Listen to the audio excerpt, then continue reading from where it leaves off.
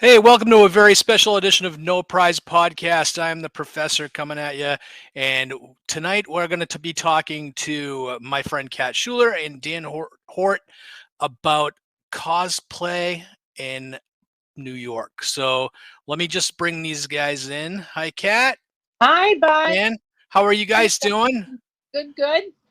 So I know that you guys have come up with COSMODA, and Yep. that's what exactly? Well, imagine if Comic Con had a baby with Fashion Week. Mark always said, I'm the widow of Mark Grunwald, and he always said that, fashion and comics were really good bedfellows. And he would come to all my shows, and, he was a little bit of an illustrator, and he was always out there sketching and getting ideas for new characters from my runways. So it just was a nice homage to his, you know, uh, talking about fashion like that with me and believing. And, we both were doing what we wanted to do as kids growing up. And, I was into fashion and sewing and, all the image and style stuff. And he was into comics. And so, we both were, doing our professions that we had done as kids. So this is just a great tie-in with his legacy. And meeting Dan so surreptitiously and fortuitously last year was such a great partner with our comic challenge that we are doing still in Oshkosh. Right. Mark, and he did all the printing and the hard copy printing of the winners' books with his printing company. And he said, let's do something that is a combination of fashion and comics. And so we were trying to think up a name, and I know moda means fashion, so we came up with COSMODA. And Hmm. Runway, the domain was not taken. So I said, Dan, scoop that up. So we just started right from there, and we're just building content, and now we're launching for Fashion Week. We always said that Fashion Week is where we wanted to be. So that's what we're doing September 11th. I know. So um, I have a comic nerd question now that because you kind of forced me into this. Did you ever help Mark design a character or costume for a character? well, I did a redo, and I think it was kind of well, it wasn't a redo. It was something. It was a mashup of me and my niece. So Free Spirit is the I would have said Free Spirit if you had just. Free Spirit. I was like, Mark, I never looked that sexy. So but I just, I felt like that was a really a great tribute to both of us. I mean, my niece and me as a mashup, and it was Captain America, and it was a female Captain America, and hate men, hunt men, hurt men, and all that stuff. But yeah, that was probably the one that I had the most input into, both physically and sartorially. Word. So so tell me about Cosmoda. Now is this the first time that you're doing this, or have you done one already? And this is We've the been ne- we've been down in Florida, which is the cosplay capital of the South. Dan and I went down there twice, and we kind of piggybacked on other people's runways. But we needed to build content because we're such a visually based society now that you just can't talk about it anymore. So we went down and we did videos for the website, and it was a great way to kind of test the waters and to see and meet and network and build it to what it is going to be now for our launch.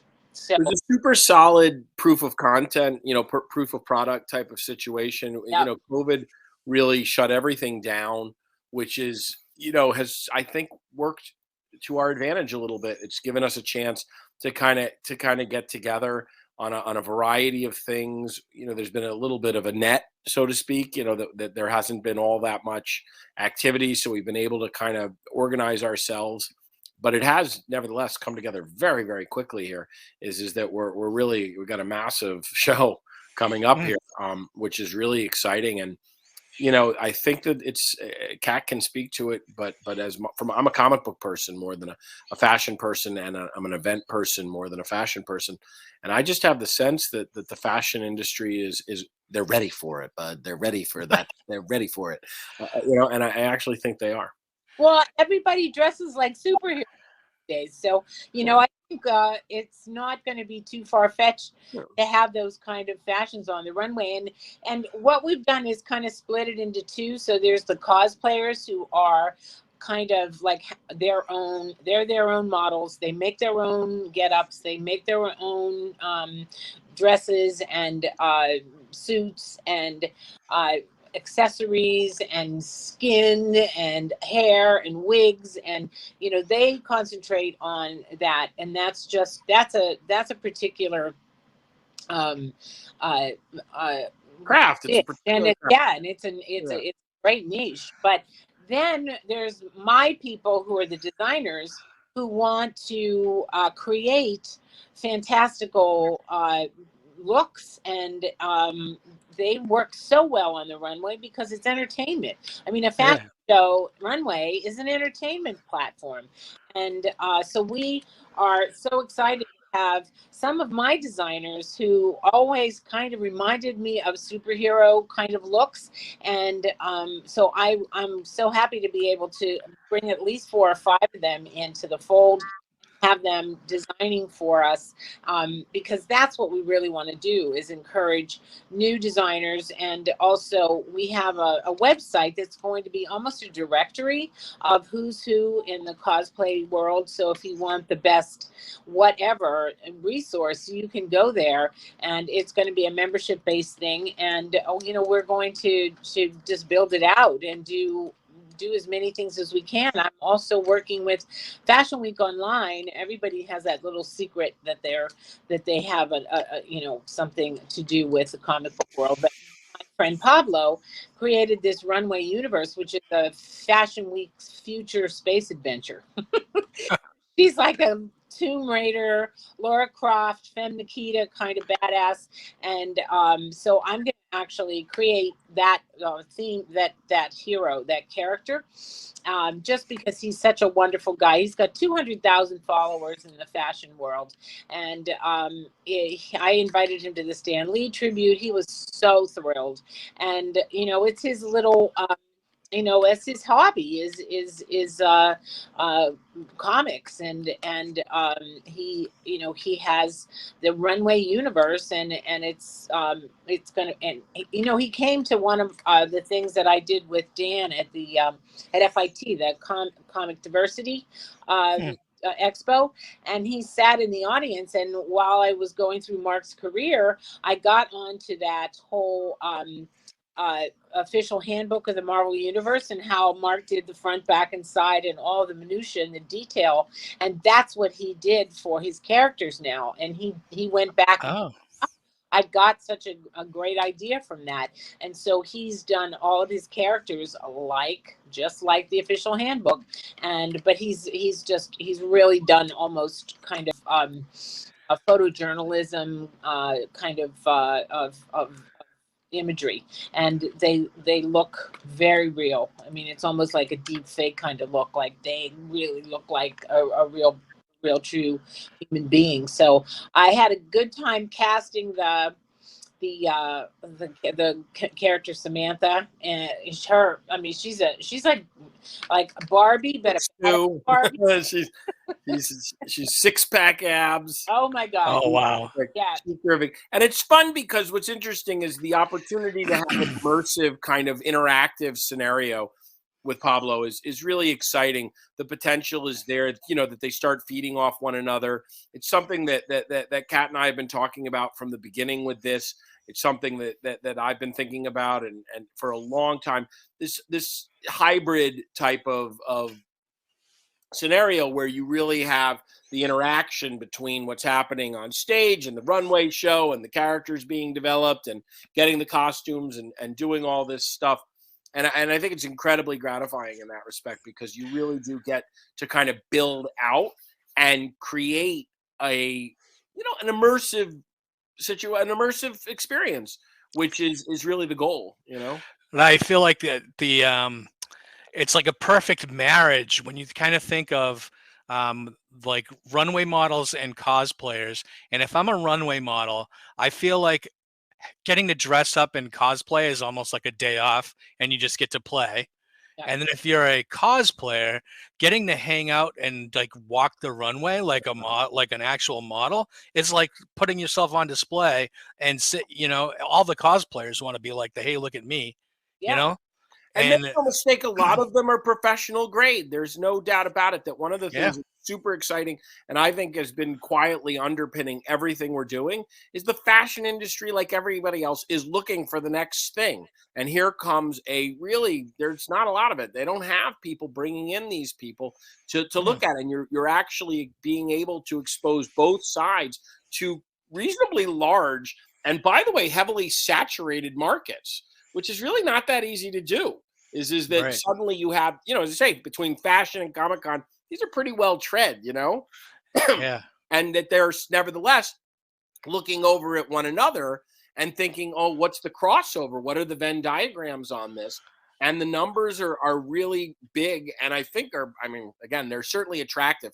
I had done the same thing with the fine art that we were showing comic artists down at Art Basel, and it was the same phenomenon that you really have very large, again, art fairs, as if how many there are, they're very well right. read, is that there is an enormous interest in trying to locate new and different and that kind of thing. And they're, as I say, this is that. So I think it's exciting. We're very excited about the prospect of bringing cosplayers, professional. I mean, there's a lot of them. Yeah.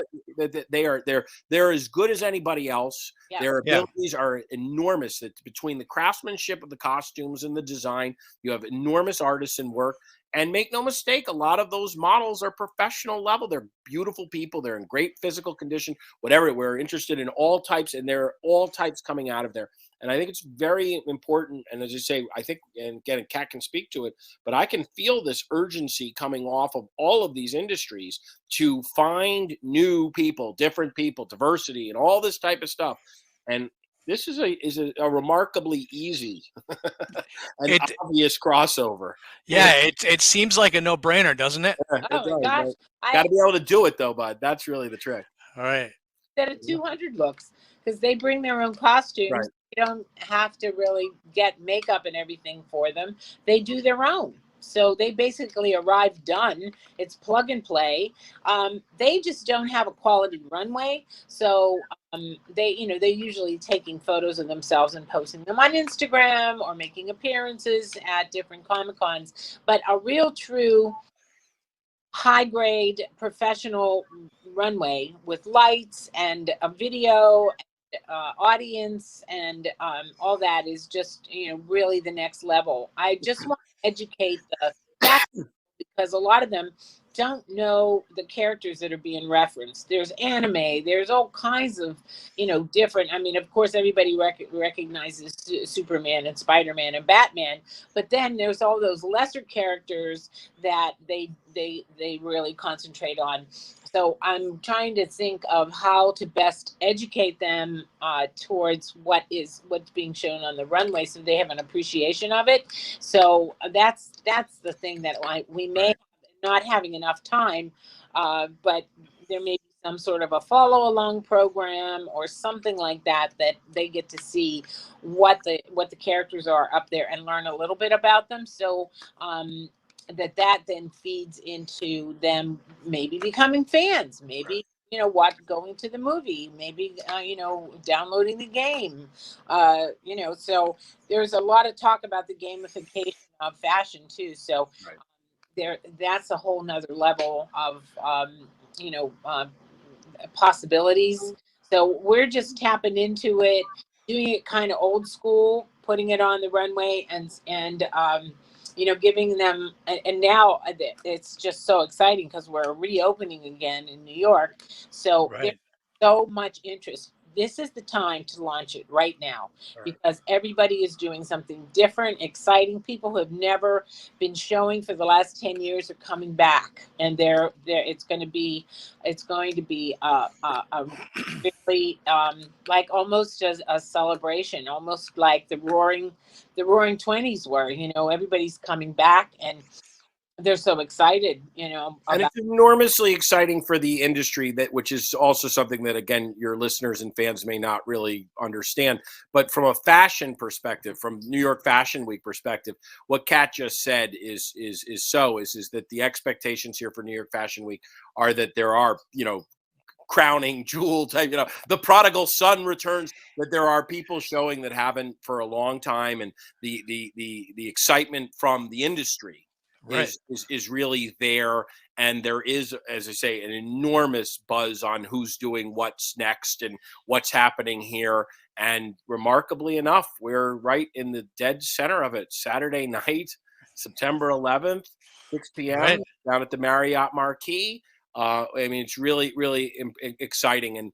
And to go on to what Pat was talking about all the rest of it is, we built in this website with cosplayrunway.com, where we are creating a directory. There's already a directory up on it. And people can register on it and put their stuff there. And we hope to be able to, to create this as a go-to directory. We've already had a couple of casting agents call us looking for people, and I don't know if we'll get the jobs, but we're definitely putting them out there and trying to be that kind of resource. Because there's no question about it that as I say, is that from a fashion perspective, I think cosplay for the comic book people may seem kind of old school, that to some degree. And I've always had this interest in doing it. We own the URL cosplayrunway.com, but how many places in the world, how many Comic Cons have a cosplay runway, right? Of course, yeah. There must be dozens of them and more, and so first of all, as I always thought it would be fun, they should all send their videos and we'll post them, because why not? That it seems like a fun and inclusive thing to do. But as they say, it's I think from the comic book perspective, certainly the Comic Con perspective, it's a reasonably well treaded. That it isn't really, that it's really not, that it's not that original. Every Comic Con's doing it. It really has kind of hit its saturation point, I think. And so it's incredibly exciting, quite frankly, to suddenly go and find this massive audience at, New York Fashion Week of all places, that's not only are they interested, but they've never seen it before. So they're all, they're really excited about it. And I think that the opportunity, which we're going to take advantage of, I think we're positioned to do it, is to be able to, certainly, again, from a fashion perspective, is introduce all these fashion people to all this. And by the way, I'm being unfair. Everywhere, this, but everywhere you go, there's always somebody who loves comic books. There's always people Right, who kid plays video games. They do Fortnite. Oh, I loved, Scooby-Doo, whatever it is. Somewhere in there, there's always. In fact, as we recruit people, I always say to them, what was your favorite? You must have a cartoon or a video game. And it happens every once in a while. You say, really, and it's like, maybe this project isn't for you then. Maybe you should go do something else, because it's so unusual. There's always people that are very amped up and excited about this kind of stuff and really want to see it, happen. To be able to take that to a place like New York Fashion Week, where, as I say, they're really looking for new and fresh. I mean, man, it. You go to the cons. Oh, yeah. For you, kid. We got something for you. That there's an awful lot of people out there. There's an enormous untapped market that I think, as they say, that in terms of the comic people, is we just want to get the word out to that bunch and make sure that that they know that this is a real opportunity to to be seen by a very different, vastly different crowd. Remarkably, and as I say, this is something I did with the fine art down at Art Basel, and it was the exact same phenomenon. Is that you really suddenly access an audience that's smart, an audience that's actually interested. They're ready. They're educated enough to see what's going on with it, and they can but they've never seen it before, so it's fresh, which is the most exciting part.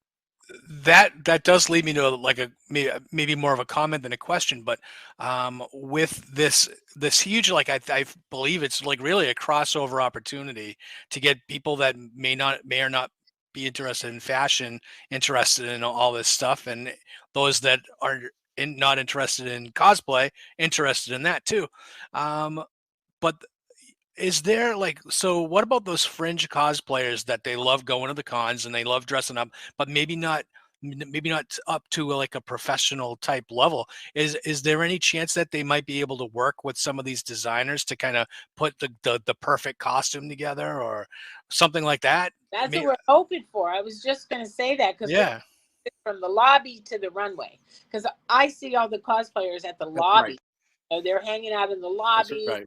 or taking pictures of them and Right. posing with them, and there's step and repeats there. But we're going to give them a runway to do it on, and they do some of that there, but it's not the way it's not as formal as what we're going to elevate it. So imagine that we're going to elevate the status of it. But I think that for now we're not going to do the fashion shows at Comic-Con. We're going to do the panel about Mark.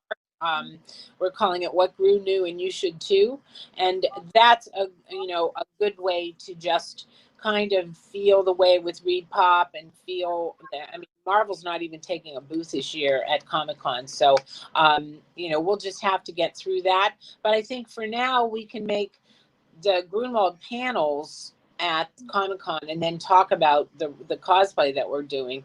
And we don't need to advertise Comic-Con during Fashion Week, because I mean we don't need more people at Comic-Con. And it's already 300,000 people go to Comic-Con, but They're just sold out for all the COVID, whatever it is, right. their tickets are sold out. Exactly. I mean, it's just Fashion Week should have that problem. But in Comic-Con, go ahead. In terms of people who are maybe not as professional, so to speak, and Kat and I both work in the arts, and in education and training and those types of things. That real organizations that do this kind of stuff, the 90% of the people involved aren't on the stage, aren't doing the costuming. That it's one of the things that art education advocates talk about all the time, and of course it's true. Is all the good things, all the fuzzy benefits that come from being interested in these types of things. So, we've already got slews of kids. As I do a lot of work in the Caribbean in this capacity, and it's been the great it's been the great bird dog, if you will, of talented kids that want to do all sorts of things. And almost all of them are not really artists. They're not really drawing. They're not really dressing. They're not really doing. They really just want to be part of it. And by being interested and coming and being involved with it, they discover that maybe they're more interested in being a talent coordinator. Or maybe that anybody in the arts knows that, everybody, Frank Zappa had a whole theory about how everybody wanted to be a guitarist, and then they sort of, would get whittled down to the bassist, the drummer, whatever, the roadie, that each person kind of successively would work backwards. But this is, again, anybody who's in the arts knows that that's really true, that stage managers at some point, everybody thought, well, you'll be an actor, but most of them didn't. And so it's really important. I think COSMODA is structured that way. Kat and I both are deeply involved in arts education and training and offering opportunities to people. And like I said, more often than not, like I was just today talking to a kid who was, sort of, what are you interested in? Oh, they're interested in modeling. They're interested in whatever. But when you get right down to it, there are all sorts of other things that they could be interested in and that they want to be involved with. right. And if we can put them in the direction to do that, then that's a super win for us. Well, one of the guys who's giving us a cash prize for the best cosplay look is a fashion education person. His name's Jonathan Joseph. He started an organization called Little Red Fashion, and it's about teaching children about fashion early on. So I'm on the board of directors, and he asked me what I was doing for the fall for Fashion Week, and I told him about Cosplay Runway, and he said, I'll sponsor it. I'll give you a cash prize. So that, I mean, they're coming out of the woodwork, but as to Dan's point, fashion and education, and this is a great, I mean, it's a multi-billion-dollar business, this cosplay business. So, why not, Happy's a man who makes his hobby his profession. Why not get some interests that people love to do early on, and they discover that early on, and they get better and better. And by the time they're teenagers, it's kind of like when I would go to Comic Cons with Mark, and I would sit at the table, and these kids would come up with these incredible portfolios, and they were 15. I think Ron Lim was like 15 when I saw, when Mark said he saw him and discovered. Oh, really? He brought this completely fleshed out portfolio at 15 years old. So those are the kind of people. Those are the kind of talent pool that we can begin to tap into and encourage and support and give them guidance. And I can't wait to see what this becomes. It's going to have so many levels, and we're tying it into the foundation too, the Mark Gruenwald Foundation, and great. all that is sure, yeah, natural, but natural fit. Right, we're actually our initiative this year. We're going to be doing the Captains Americas around the world. Yeah, which is actually, I don't want to get off the clump and talking about it, but it's really important, and of course Mark was enormously important in I think solidifying that legacy of Captain America, where he's not really just for the United States. The Captain America is a global superhero, and it's sort of an interesting and complicated concept, I think, a little bit, to kind of be able to grapple with that wait a minute, Captain America, that no, he's a hero for the world. He doesn't just represent the United States.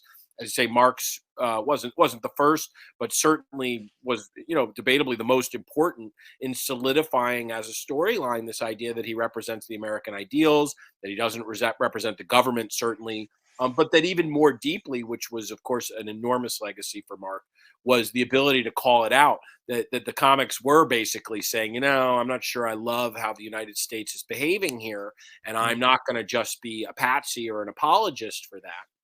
And in the same way, we find ourselves. I remember when we were first meeting about this particular project, we were talking to people that are hosting us, very friendly. They're so excited. Oh, they're doing this for us. They're doing that for us. It's really, really good. What's the date? 9/11. Right? And immediately, I mean, like, ding, ding, ding. My ears perked. And it's funny because I was talking to people that they're like, "You sure it's not?" It's like, yeah, I'm pretty sure that it's 9/11. We're here in New York. My business was around the corner. Everybody, of course, knows people. It was a terrible tragedy, and of course, it was very personal to New Yorkers. It really was. But that said, I've come to believe, and I think it's really important, that the 9/11 was a global tragedy. It wasn't just a tragedy for the United States. By the way, it didn't just belong to the United States, and there's a very complicated conversation that can go around about all of it. But I think, that every religion, is hurt by this. I think the world was diminished in a real way and dealt a blow, that it was a global tragedy. And so it's interesting to contrast this concept of Captain America being a global hero, and yet what does that mean? And as you travel the world and talk to other people, especially with something like this, where you're sort of talking, the tendency is certainly for non-Americans to be, well, that's exactly an American imperialist idea, that Captain America would be for other people other than Captain America, or this kind of concept. But it's really true. And I think it's very important. And again, to the tie-ins that are very deeply woven into our fabric in terms of the Mark Gruenwald Foundation and some of those ideals, what would Captain America do, is this very strong concept that is a little complicated. Like, what does America look like to you? What does your America look like? And then it allows for interpretation. Right. Well, our spokesman's from Australia, so if that'll give you, he's the Captain of Oz. There's the call out, Captain of Oz, who is is going to be our flag bearer on this, if you will. And of course, everybody knows there's just tons of it. There's so many, and there's so much fun. So it just seems like a really nice tribute. It dovetailed very nicely. I hope tastefully with the concepts of 9/11. And we were really, really happy and excited to be able to roll that out. And like I said, it's not BS. It's deeply ingrained and baked into what we're doing here. Yeah, and I think as his legacy advocate, this is the kind of work that he'd want me to be doing. He's more popular than ever, with Loki. And I know you. I Yep. was Easter egg in there. It was just like license plate of the pizza, car was the delivery pizza delivery car was Grunwald. I mean, it's just like and I actually met the guy who worked on the script, who's a friend, one of my fashion resources, and he said, "Oh yeah, my best friend wrote that script." So I'm dying to like find out how he found out about all that stuff. It was Well, it was deep. That Loki was. They dig deep on that stuff. I mean, these Oh, guys and the guys who break it down, you got to give them credit. They're zooming in. There's like, see on the screen here, it says, and I know they're yeah. right. Boy, that's a no. labor of love. You got to really love it to go. I got to tell you, when I saw that first Loki trailer and saw Owen Wilson on there, I immediately picked up my phone and messaged you, Kat, and I was just like, "Oh my God, he's Mark," and Yep. I just couldn't believe it. And then just to see throughout that series where I really kind of he was Mark in my head the entire time, Yeah. and I loved it. I know. I feel like I wanted to pick up the phone and talk to Owen, and a couple people out in Peyton Doswald, who is doing the voice of MODOK. He invited me out to Stupid Buddy Studios, and they have a shrine built to Mark at Stupid Buddy Studios, and they said not a day goes by where they don't reference something or make an homage to him. And Jordan Bloom is a great writer, and it's just amazing his influence still. And I think that he's getting a kick out of it. I think he would love that Owen Wilson played him, and the fact that they kept his mustache and Yeah, all that was funny. I know. And it was funny because it was during the time of Armani suits, and Mark asked me to go through his wardrobe and clean out everything that I didn't like. So I replaced them with all of these Armani suits that were like those khaki colored, Right. brownish olive, kind of very Shoulders, big shoulders. Yeah. and Owen Wilson's wearing that Right. color. I was like, that was because I told Mark, do your colors. I did his colors, and I said, I want, and he in those days they still wore suits to Marvel, and later on they started wearing T-shirts. But when I started dating him in like '90, they were still wearing suits and ties to the office. So I created this whole little wardrobe, and now I'm thinking Owen Wilson is wearing that wardrobe that I created for Mark. It's such a it's a funny little circular, and I love going on to Clubhouse, where they're talking about Loki or something, and I say, "Hi, I'm Catherine Schuller-Gruenwald," and they go, "What?" They had a real kick out of that, because I think that when it first dropped a few months ago, I went on and I said, and they were like, "I can't believe you came by and said hi." So I just enjoy that whole. I guess if I'm gonna enjoy his legacy, he gave me a rich and deep backdrop to tap into, and meeting people like Dan, who's a huge fan of his, and people like you, Bud, and Dan Tenderish, and Michael Urie, and everyone. It really helped. I don't know any other widow who had so much support.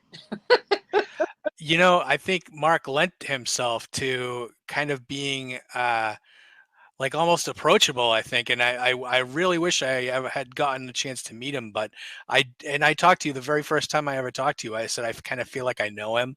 Yeah. Just from reading all of his editorials and the marks and all the that. letters pages, and just like he was the first comic book creator that felt like he talked to me through the page. And that's, it was so shocking when he passed away, and I found out in the pages of the comics. Yeah. This was like before the internet, Yeah. and yeah. And that I couldn't believe it.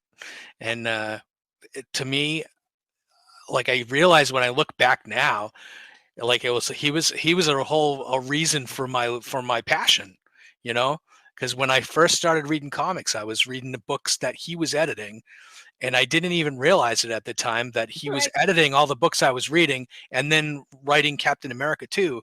And it's just his body of work. It just touched almost everything that I was doing from when I was, 13 years old until I was, until he passed away. Wow. So That's a long time, and I feel that too, and I feel like his his legacy and what he left, and I mean people like Scott Tipton, Mark. There's that story where he wrote a letter to the to Mark about how the barbs on Hawkman's Hawkeye. weren't sharp to pierce. Oh, Hawkman. Right. No, I'm sorry. I'm correcting her. I'm so sorry. I'm mansplaining. She's right. She meant Hawkman. Sorry. And Edit that out, bud. That was awful. I'll bleep it. Let me take that back. I was correcting her, but she meant exactly what she was saying. So Mark picks up the phone and calls Scott, and he said, "I want to talk to you about your comments about those arrows." Well, that became a running joke in their entire life. They, Scott met him at the Comic Cons afterwards, and they became great friends. And Scott now has Blast Off or whatever comics, and he wrote the Comics 101, and he did the comics, the first year that Mark had passed away. I was there at Comic-Con, and I made everybody do the silly walks from the Monty Python, and he remembered all that. And I was thinking this week, when Princess Di had passed away, my sister and I were on vacation in Hawaii. Her husband passed away 10 days after Mark, so we were just like we wanted to go to Hawaii. And I remember going into the comic book store because the Squadron Supreme dropped that week because he passed away, and then they got his ashes into the Squadron Supreme, and it printed, and it dropped the week that Princess Diana had passed away. So I was immediately, the PR people at Marvel had me doing every talk show, every broadcast. I was on the BBC talking about what would you do with your ashes if you passed away. And, there was that whole thing about being ripped out of this life so suddenly because Diana was the same thing. But I remember sitting in the comic book shop and opening it, and I had written the preface, and I talked about how Mark got the way every other kid does. I had an operation and I was healing, and he put a whole stack of comic books for me to read, and it was like that's the way everybody had to, they had measles or mumps, and they were reading their comic books. But I felt like it was a full circle kind of thing, because every time Princess Di, they talk about her passing away this week, and it was like a real kind of epiphany for me, because I opened up Squadron Supreme, and there my preface was on that page, and I thought, I am part of his legacy now. And I really, it just really hit me hard because of Princess Di and all that. But it just, I really have tried to really do, the best possible thing. And I never ever have to, I never hear anything but great stuff about how he's affected people's lives. That's the be all and the end all, is that everybody was affected by him, whether he was editing the works or creating the official handbook or writing Mark's remarks or whatever he was doing, and then writing about it in Mark's remarks, because I think that was like an early blog. I think that was like Mark's like giving you insight into the way the Marvel offices worked. And that everybody read that and just absorbed it. And I could tell you, I've interviewed a lot of creators over the last several years doing this podcast, and it's a lot of the times off the record, I'm talking to them. It's a very, very easy to get any creator to talk badly about other creators, and and I've never ever had someone talk about Mark and say a bad word, and that to me, and I don't expect them to. They always talk about him in glowing reviews, and um, and of course everybody that I talked to that worked at Marvel at the time, I asked them about Mark. Almost to the point of annoyance, I think. But they know me, so it's a real tribute to the fact that he obviously was a good guy, because you don't hear people bad mouthing, and clearly he was there at a period that was sort of tumultuous and had a lot of issues. I'm not sure it's fair, but certainly Jim Shooter didn't fare as well in the court of public opinion. And and there's no question. It's actually one of the things that we're really interested in with our Mark Gruenwald What Grew New panel that'll be coming to you on Thursday of New York Comic Con, October 7th, 6th or 7th, the Thursday, the first day, 5:30, I believe it is, of our panel.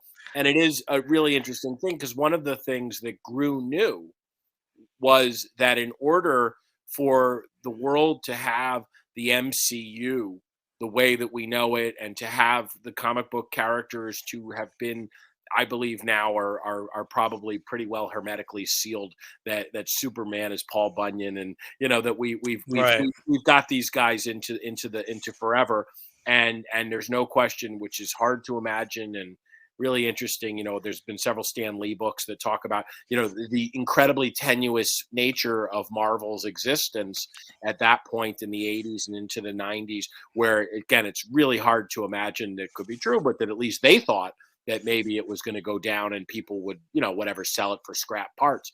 Right. But you had to create an infrastructure that, coming out of Stan Lee and Ditko and Kirby kind of, playing, sandlot ball, so to speak, with doing all this comic stuff, you entered into a time where Stan, of course, wasn't as hands-on. Kirby was gone. You had a new generation of people coming through. And by the way, this was true in all sorts of industries. This was true in fashion. This was true in agency. It wasn't just the comic books. Is that suddenly what had been kind of everybody just sort of knew, and it was a little bit of a touchy-feely free-for-all, is that all of a sudden you needed to put in structures and various checks and balances. And of course, Mark, although is not as, it's certainly not what we talk about as much. We talk about the comic book run, and we talk about the editing and all that kind of stuff. But Mark was involved in the pay vouchers and who was getting what and what was going on, and those types of things. And that he was able to do that at a time when there really were people, certainly, as I say, I don't mean to single them out, but because I actually think Jim Shooter gets a bum deal here. Is that I think I was in industries where this was happening. It's very difficult when you've got someone who's in the later stages, mid to later stages of their career, and all of a sudden you're asking them to account for their time, or you're asking them to have somebody read what they're doing in a way that they weren't accustomed to. That it's an immediately frictious situation. But the truth is, what one is that what Mark did, which is to what we're talking to, was he somehow managed to do it in a kind-hearted way where he didn't suffer the slings and arrows of criticism, one, where others did. And two is that he actually was incredibly and urgently important in what became, I believe, the missing piece between how a bunch of guys with a bunch of kiddie books somehow managed to now be what we now see as the MCU. And again, I think it's a fascinating period in Marvel history. It's a fascinating period in comic history. It's a fascinating period, by the way, in many industries, that period of time where the things became, corporatized, so to speak. Right. But to be able to do that and not be roundly hated, and in fact, more than not be roundly hated, I too have yet to find somebody that wants to say a cross word even. Right. Really impressive. Well, I would give anything to be a fly on the wall at New York Comic Con to talk to you about on that panel. So someone record it and send it to me. Yeah. I don't know if everybody's going to be IRL, like in real life. I think they may still be virtual. So there may be a panel of, warm bodies, and then the giant Zoom screen that we are going to, be asking questions on. But it's just I guess Dan's right. I don't know if we would have been accepted if everyone had been, taking getting the panels. Who cares? We'd be talking about it anyway. And this is really, as I say, it's very gratifying, and it's a Yeah. lot of fun. We're having a really good time with it all too, which is sort of nice, that it's kind of seems. Again, we're playing to win, but it's low. Feels a little low stakes. We're having a good time with it all. We're fighting the good fight, and getting the word out. I think we're really offering something that's interesting and exciting to people. And there's nothing more gratifying than that. As so one of you said, right? If you can make your hobby your life, you're a lucky person. For sure. Bernard Shaw said it first. But any of your fans, Bud, who are in the tri-state area, or if they're coming in for Fashion Week, go to cosplayrunway.com. The Eventbrite tickets are up there, right, Dan? So I'm gonna throw the graphic up here again for the Eventbrite link, and there, and just have them come up and say hi to me and say, I love the Comic Crusaders. Well, thank you. The professor. And our Gruenwald panel, Gru New on Thursday of New York Comic Con, and we're hoping to make the circuit. We're actually hoping to be able to take this panel out on the road and maybe expand it. Something, by the way, Bud, you want to do something. We would love to talk about it even at a larger picture. I think it's a very interesting moment in comic history. It's a very exciting, kind of vibrant moment. And as we've already just covered, is that it's reasonably flattering to Mark. So, hey, anything that anything that can get Mark out there for more people to learn about him is great for me. Yeah. You're freezing a little bit, but you keep coming back, so that's a good thing. He's coming. All right, so thank you. I'm going to leave this graphic up for another minute. If you just want to say where exactly this is again, it's at the New York Marriott. Yeah, it's at the Marriott Marquis, which a few comic expos have been there already. It's right in the heart of Times Square on 45th and Broadway. It's 1585 Broadway. It's right smack dab in the heart of Broadway, and it's on September 11th at 6 o'clock. And it's going to be about an hour and a half, something like that.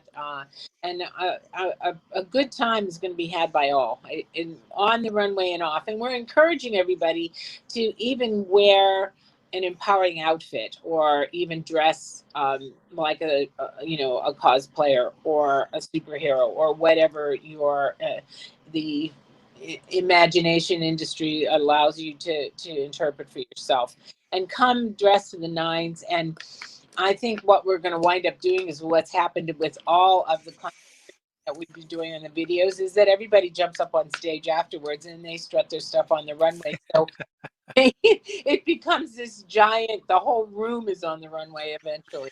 And that's great. That's great. Mark loved Halloween. That was a religious holiday in our household. So, dressing up and putting on characters, and it's just, he just could not get enough of it. He had a whole trunk of costumes, and I just, he ran the Marvel Halloween party. So, he was pretty much, into anytime you wanted to be an alter ego and dress up in something, he was right there. He had the wigs and the masks, and he was, he'd paint you, and, he'd have some cape or something for you to put on. So I'm so excited that, his presence going to be there, because I know he's probably getting a big chuckle to see that everybody's tuned into what Gru knew. All right, and tickets are $35, and you can get them through the link on the Eventbrite, or can you buy them at the door? Well, if they use, we're going to create a comp seat. So if anyone's listening to this broadcast and they want to come to New York, they put in a code comp, COMP seat, SEAT, comp seat. They can get it gratis. But if they want to pay the $35, it's going to the foundation. Part of it's going to the foundation. So that's up to them. But it's we're going to comp all your listeners, Bud. All right, so comp seat. COMPSEAT, if anybody in New York wants to go. And register for the site. I don't know. I'm sorry. I just kicked out. So I don't, cosplayrunway.com. Yeah. All the cosplayers, all the creative people, get up there and get registered on the site. It's live now. You can register on it. And, I think that's if you want to be involved with COSMODA, that's the first step. And that's the thing that I learned from the pandemic is building community. So this is going to be a community. Absolutely. It already is. Wow. Yeah. We'll put the in community. Well, I look forward to this being a regular thing then. So you guys are going to have to come back on when you have part 3 and part 4, and when you keep growing. I think next is we're going to do the Mark Gruenwald Holiday Spooktacular. I think is the next, because Mark, as you may know, was the Halloween guru at Marvel. So we've been searching for the production where we just flat out put the guy's name on the front door. So we're thinking the Holiday Spooktacular, which may or may not happen this October. But Bud, mark my words, if it isn't this October, next year we're going. Halloween. I might have to come to New York for that one. I don't know. You bet. Oh, I know. You're up in Massachusetts? Yeah, I'm in Massachusetts. It's only 3 hours to New York City by car. So I'm gonna try to get out. Like I said, I'm really have my eye on it. Is that I knew that we're not making it this weekend, although I was sort of vaguely thinking to do it. But there's also what's the big con out there? There's a big one in Boston. So the Boston Fan Expo is next weekend. This weekend, starts to Friday, and then one of my favorite ones, like I just told you last month, was Terrificon, and we should go there every year because it's Mohegan Sun. It's almost right in the middle of both of us. You. Absolutely, that's one of my favorites. I saw you there, Bud. We met. Yep, and then Rhode Island Comic Con up here in Providence, which is and that's actually happening this year. It seems like the creators the creators are staying away a little bit, but the fans are turning out. So sure, I mean, again, and that's sort of somewhere with all this COSMODA is that the opportunity to do something a little different, I'm optimistic, is more intriguing to the creators, to some of the artists, to some of those people. I think that they've run their course a little bit with some of this stuff. And so maybe to be able to do something a little different, I think is hopefully going to be an opportunity to drag in. What are the dates on Providence? That's I believe it's November 6th, 7th, and 8th, I think. It's a decent sized show. No, it's a big one. The Rhode Island one it's bigger than Boston. Right. I think there's a lot more celebrities that go, but they're not as concentrated on the creators. Terrific. If you want comic creators, go to Terrificon. Yeah, I think or New York, right? New York is big on creators. And San Diego, of course. All the Reed ones. I mean, C2E2 and Emerald Con. The big flag tentpole Comic Cons, for the most part, they're so big anyway that they attract a decent bit of creators. Although again, it's really, I think it's niching out a little bit. I think that a lot of the creators are feeling, and again, this is true with fashion weeks, Comic Cons, art fairs.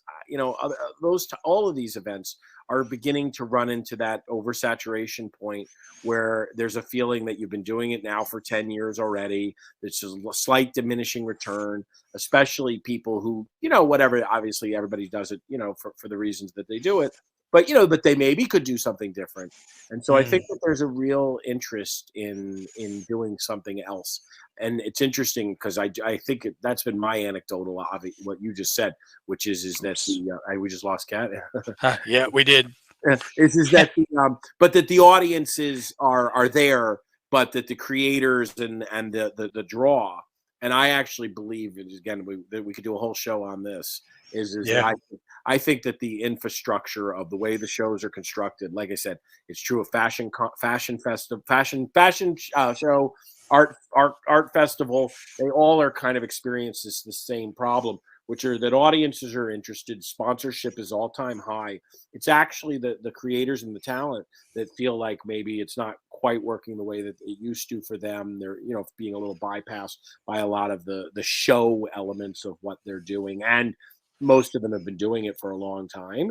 So there is an element which is sort of a sneaky backdoor, but is very important to Kat and I with this project, and some of the other things I work on, is to make it appealing to the creatives, to make it appealing to, that I like. I can tell you that there are plenty of comic artists that are not that interested in going to New York Comic Con, but they don't mind going to Art Basel.